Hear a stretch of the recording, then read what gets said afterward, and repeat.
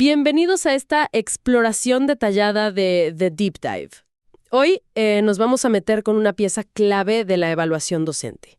Una herramienta específica que intenta medir algo. Bueno, algo súper importante. Cómo un profesor acompaña el aprendizaje. Pero mientras está pasando en el aula.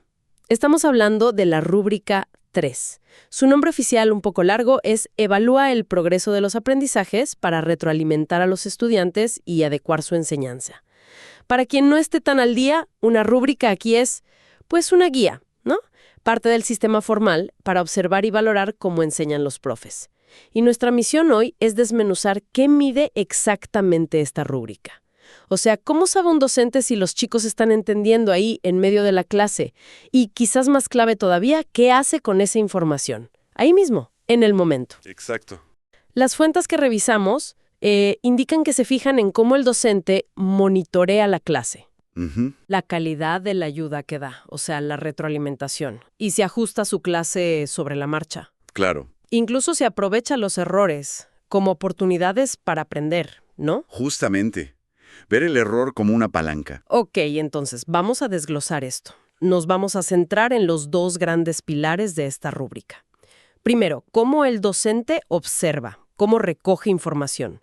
Y segundo, bueno, cómo responde a eso que observó. Desde lo pedagógico, claro. Empecemos con el primer pilar, el monitoreo que realiza el docente. Ajá. Y ojo que no es solo, pues, echar un vistazo general, ¿eh? No, para nada. Se trata de buscar activamente, conscientemente, buscar evidencia de cómo van los estudiantes. Exacto. Están entendiendo, dónde se traban, qué caminos están usando para resolver algo. Es una búsqueda intencionada. Y las fuentes describen varias formas de hacerlo, ¿no? Sí, varias maneras. Como hacer preguntas abiertas, iniciar diálogos cortos, caminar por el salón viendo qué hacen, Individualmente o en grupo, ¿sí? proponer problemitas rápidos o usar alguna tarea específica que muestre si entendieron. Ujú. La clave parece ser la intención de buscar esa info, aunque también se valora si el docente responde bien cuando un estudiante pregunta, ¿cierto? Por supuesto. La receptividad también cuenta. Pero la proactividad en buscar es fundamental. Y es importante entender por qué este monitoreo es tan central. No es un simple chequeo de a ver si están trabajando. Claro. Es, en esencia, un diagnóstico, pero en tiempo real. Sin esa información constante, actualizada, cualquier ayuda o feedback que des, pues podría no servir. Podría caer en saco roto. Exacto, o ser irrelevante o hasta confundir más al estudiante, es la base para poder intervenir, bueno, de forma pertinente. Me llamó mucho la atención un dato cuantitativo que aparece en varias fuentes. El del tiempo. Que para los niveles más altos de la rúbrica se espera que el docente dedique al menos un 25% de la sesión a este monitoreo activo. Sí, es un porcentaje importante. Si piensas en una clase de 1 hora, son 15 minutos. Es un bloque de tiempo considerable solo para observar, preguntar, escuchar. Es una inversión de tiempo significativa, totalmente. Y refleja la importancia que se le da a esa recolección de evidencia. Claro. Incluso, como dicen las fuentes, si nadie pregunta nada, si la clase está en silencio trabajando, igual se valora cómo el docente busca entender qué pasa por la cabeza de los estudiantes. No se quede esperando pasivamente. Entendido. Entonces, monitoreo activo, constante, como la base de todo.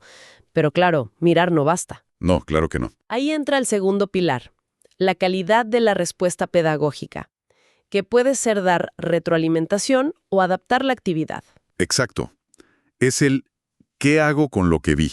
Ajá. Y aquí es donde, para mí, la rúbrica se pone más interesante. ¿Por qué? Porque no solo mira si el docente dice algo, si ayuda, sino que se mete de lleno en la calidad de esa ayuda. Ah, ok. Porque, seamos honestos, no todo comentario o corrección ayuda igual al aprendizaje, ¿verdad? No, claro. Hay ayudas que ayudan y ayudas que, bueno, no tanto. Exacto. Y las fuentes describen una jerarquía muy clara de esa calidad. Una jerarquía, como niveles de ayuda. Suena crucial eso. ¿Cómo es? Pues mira, en la base, digamos, lo más básico, está la retroalimentación elemental. Elemental. ¿Qué sería eso? Pues decir bien, mal, correcto, incorrecto, o quizás preguntar ¿estás seguro? Pero sin dar más pistas. O directamente, dar la respuesta. Ya, información mínima. Mínima. Luego subimos un escalón a la retroalimentación descriptiva. Aquí ya hay más carnita, digamos. Más sustancia. Sí, el docente describe qué estuvo bien o mal en el trabajo del estudiante. Señala el error específico o sugiere pasos concretos para mejorar. Da información útil.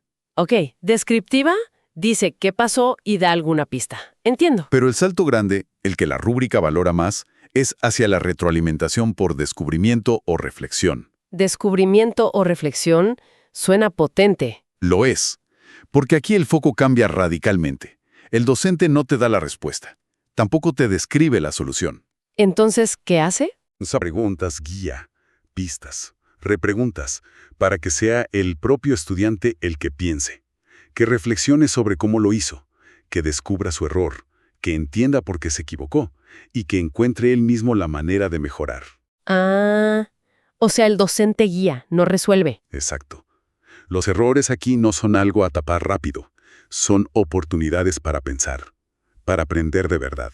¡Wow! Eso cambia mucho la dinámica. Pone al estudiante en otro rol. Totalmente. Promueve la autonomía, la metacognición, el pensar sobre cómo uno piensa. Y hay un último tipo, que es crítico mencionar, la retroalimentación incorrecta. Incorrecta. Supongo que es lo peor. Definitivamente. Es cuando el docente, pues por error o desconocimiento, da información equivocada o valida algo que está mal. Uf, eso es grave. Muy grave. Las fuentes seguro dan ejemplos para diferenciar esto, ¿no? Sí, claro. Ayudan mucho. Para descubrimiento y reflexión, piensa en un profe ante un experimento que no salió bien. Ajá. En vez de decir, lo hiciste mal, pregunta, ¿qué pasó exactamente aquí? A ver, cuéntame. ¿Por qué crees que el resultado fue distinto? ¿Qué cosas podrían haber influido? No da la respuesta, lo hace pensar. Justo. Impulsa el análisis. Ahora, para la descriptiva, ante un error de cálculo, ponte de temperatura. Vale. Podría decir, 50 grados no puede ser. Recuerda que si mezclas agua fría con caliente, la temperatura final queda entre las dos. Revisa cómo aplicaste eso. Ah, le da una pista conceptual clara. Le dice dónde mirar. Eso es. Y la elemental, en ese mismo caso, sería un simple. No, 50 grados está mal. Inténtalo otra vez. O peor, la respuesta es 35. O eso sí, muy directo pero poco formativo. Era crítica. Muy crítica. Las fuentes son enfáticas en esto. Si durante la observación se detecta una sola vez que el docente da un dato falso o valida un error importante, Una sola vez. una sola vez, eso lo manda automáticamente al nivel más bajo de la rúbrica, al nivel I. ¡Wow! ¡Qué estricto! ¿Por qué tanta severidad con un solo error? Bueno, piensa en el impacto. No solo confunde al estudiante en ese momento específico, Claro. puede minar su confianza en el docente, ¿sí? Pero también en su propio proceso de aprender. A largo plazo es muy negativo. Es una señal de alerta muy fuerte sobre la práctica. Entiendo. Tiene lógica priorizar el no hacer daño, digamos. Exactamente. Ahora, antes mencionaste que la respuesta pedagógica no era solo este feedback individual. También estaba la adaptación de las actividades. Correcto. Esa es la otra vía de la pista. ¿Qué implica eso? Implica que si el monitoreo te muestra que no es un estudiante aislado el que tiene problemas, sino que son varios o quizás la mayoría, Que la cosa no va bien para el grupo. eso, que están perdidos o que la tarea no funciona, que no enganchan, entonces el docente tiene que ser capaz de ajustar su plan, ahí mismo, sobre la marcha. ¿Ajustar cómo? ¿Cambiar de tema radicalmente? No necesariamente cambiar de tema. Puede ser explicar lo mismo pero de otra forma, usar otras analogías, otros ejemplos, Ajá. o dar más ejemplos. O simplificar la tarea original, dividirla en pasos más chicos, Entiendo. proponer una actividad puente, o incluso darse cuenta de que, mira, necesitan repasar algo de antes para poder seguir. Es como tener flexibilidad. Exacto. Es la flexibilidad para responder a lo que necesita el grupo en ese momento. Vale. Entonces, ya tenemos los dos ingredientes principales. El monitoreo constante y activo Ujú. y la calidad de la respuesta, que puede ser feedback individual, con esa jerarquía que va de elemental a descubrimiento, ¿Correcto? o puede ser una adaptación para el grupo. Eso es. Ahora, la pregunta del millón. ¿Cómo se combinan estos dos elementos en la rúbrica para definir el desempeño general del docente? Hablamos de 4 niveles, ¿no? Sí, son 4 niveles. Van del I, que es muy deficiente, hasta el 4, destacado. Del I al I4. Y es útil verlos como una escalera, que refleja una práctica pedagógica cada vez más sofisticada. No se trata solo de hacer algo, Claro. sino de cómo lo haces. La rúbrica diferencia muy bien la calidad. La calidad del monitoreo y, sobre todo, la calidad de la intervención, de la ayuda. A ver si podemos dibujar esa escalera. ¿Qué te deja en el fondo en el nivel I, muy deficiente? Principalmente son 2 cosas las que te pueden llevar ahí. O un monitoreo casi inexistente o muy pasivo, que no llega a ese 25% del tiempo. Poco monitoreo. O bien, la otra causa directa es la presencia de esa retroalimentación incorrecta que mencionamos antes. Una sola instancia y ya estás en nivel I. Uf. También cae aquí el docente que ignora las preguntas, las señales de dificultad, o que incluso sanciona los errores en vez de usarlos para aprender. O sea, una desconexión total. Esencialmente sí. Una desconexión con el proceso de aprendizaje real de los estudiantes. De acuerdo. ¿Y cómo se sube de ahí? ¿Cuál es el primer paso para llegar al nivel 2 en proceso? El primer gran paso es el monitoreo activo. Empezar a mirar bien. Exacto. Aquí el docente sí dedica tiempo, sí se esfuerza, al menos ese 25%, en observar, en preguntar, en recoger evidencia. Ya está conectado con lo que pasa. Bien. Pero, aquí viene el pero. La respuesta pedagógica, la ayuda que da, se queda en lo básico. Solo elemental. O da feedback elemental, correcto, incorrecto la respuesta, o si intenta adaptar algo, es más bien repetir lo mismo, sin un cambio real de estrategia. Hay atención, sí, pero la ayuda es superficial. Entiendo. Monitorea activamente, pero la ayuda no tiene mucha profundidad. ¿Ok? ¿Qué se necesita entonces para llegar al nivel 3? Suficiente. Que suena como el estándar, ¿no? Lo que se espera. Exacto, es el nivel esperado como base. Aquí se mantiene, por supuesto, el monitoreo activo del 25% o más. ¿Mismo monitoreo que el nivel 2? Mismo monitoreo mínimo, sí. Pero la clave, la diferencia, es que al menos una vez durante la clase observada, el docente logra dar un apoyo de mayor calidad. Una vez. Al menos una vez.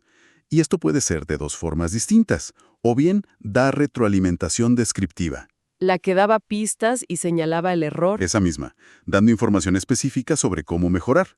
O bien, la otra posibilidad es que realice una adaptación significativa de la actividad. Cambiar la explicación, simplificar la tarea. Exacto, adaptar para responder a las dificultades que detectó en el grupo. Con una de esas 2 acciones de calidad, feedback descriptivo o adaptación, sumada al monitoreo activo, ya se alcanza el nivel 3, el suficiente. O sea, basta con una instancia de ayuda buena, ya sea describiendo o adaptando, ¿Vale? y que lleva a un docente a lo más alto, al nivel 4, destacado. ¿Qué es lo excepcional aquí? Lo excepcional, lo que marca la diferencia para el nivel 4, es la calidad más alta de retroalimentación. La de descubrimiento o reflexión. Esa. Se mantiene el monitoreo activo, claro, el 25% mínimo, pero para ser destacado, la rúbrica exige que el docente, al menos en una ocasión, use la retroalimentación por descubrimiento o reflexión. ¿Solo una vez también? Al menos una vez, sí. Tiene que haber evidencia clara de que guió a un estudiante o a un grupito a través de preguntas, de pistas, Para que ellos mismos... para que ellos mismos analizaran su error, pensaran sobre su proceso o encontraran la solución. Es ese salto, promover la autonomía y el pensamiento crítico del estudiante. Fascinante. Entonces, la gran diferencia entre ser suficiente nivel 3 y destacado nivel 4 no está en monitorear más tiempo, sino en el tipo de feedback, específicamente en esa capacidad de hacer pensar al estudiante. Exactamente. Ahí está el quid de la cuestión para alcanzar la excelencia según esta rúbrica. ¡Qué interesante! Y si lo conectamos con una visión, más amplia de la educación, este nivel 4 refleja una apuesta por un aprendizaje más profundo, ¿no? Totalmente. No se trata solo de que el estudiante sepa la respuesta correcta al final, sino de que desarrolle la habilidad de analizar, de cuestionar, de aprender a aprender, como se dice. La rúbrica valora explícitamente esa promoción de la metacognición. Entonces, si tuviéramos que resumir, ¿qué nos dice esta rúbrica sobre lo que se considera una buena práctica docente en este aspecto tan dinámico? Pues, Parece ser como un ciclo virtuoso, ¿no? Primero, observar con atención activamente. ¿Qué está pasando? Eso es el monitoreo. paso 1. Segundo, intervenir. De forma oportuna y sobre todo útil y diferenciada, eligiendo la calidad de ayuda adecuada. Desde descriptiva hasta descubrimiento, o adaptando para el grupo. ¿Sí? Y tercero, usar toda esa interacción, hasta los errores, como combustible para el aprendizaje. Has captado la esencia perfectamente. Pone el énfasis en la enseñanza como un proceso dinámico, sensible, responsivo. Que responde al momento. Exacto. No se trata de seguir un plan al pie de la letra y ya, sino de leer la situación del aula en tiempo real y tomar decisiones pedagógicas informadas, momento a momento, ajustándose a las necesidades reales de los estudiantes. Esto redefine un poco el rol del docente, me parece. ¿En qué sentido? Menos como un simple expositor de contenidos y más como un arquitecto o un facilitador del proceso de pensamiento de los estudiantes. Totalmente de acuerdo. Lo sitúa como un guía experto. Experto en el proceso de aprender, no solo en la materia que enseña. Claro. Y eso, claro, plantea una pregunta importante sobre cómo formamos y apoyamos a los docentes para que desarrollen estas habilidades, que son sofisticadas, ¿eh? Observar así, responder así, no es sencillo. No, para nada. Y para quienes nos escuchan, más allá del contexto específico de esta evaluación docente, creo que nos deja una idea interesante para reflexionar, ¿no? A ver. Esta jerarquía de la calidad de ayuda, ¿cómo la podríamos aplicar en otros ámbitos? Cuando apoyamos a un colega en el trabajo, a nuestros hijos, a alguien a quien estamos mentorizando. Buena pregunta. ¿Tendemos a dar la respuesta rápido, lo elemental? ¿O nos tomamos el tiempo de describir la solución? ¿O invertimos en guiar la reflexión, el descubrimiento? Exacto. ¿Cuándo vale la pena ese esfuerzo extra por guiar en lugar de solo decir qué hacer? Una pregunta potente para quedarse pensando.